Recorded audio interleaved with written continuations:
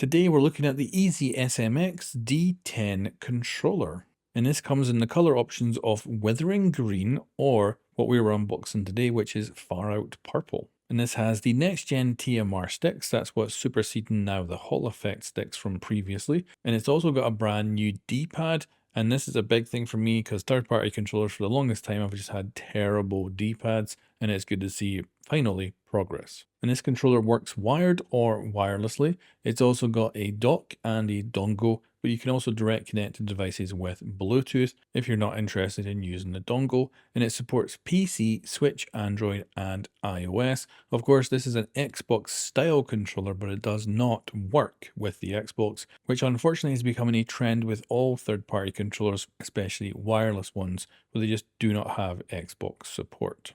You've also got some very nice RGB on the controller here, and interestingly also on the dock. And the great thing is it syncs up. So if you modify the actual settings on the controller, and the great thing here, no need for software. You do it all with the mode button on the controller here to change colors, change brightness, change styles.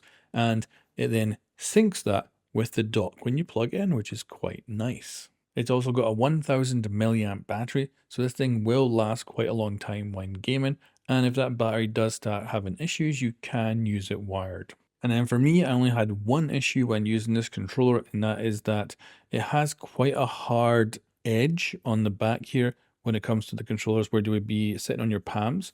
And normal gaming, not an issue, but when I'm casually sitting there with one hand holding the controller in between rounds or something like that, it is a bit of a problem and a bit more uncomfortable than others.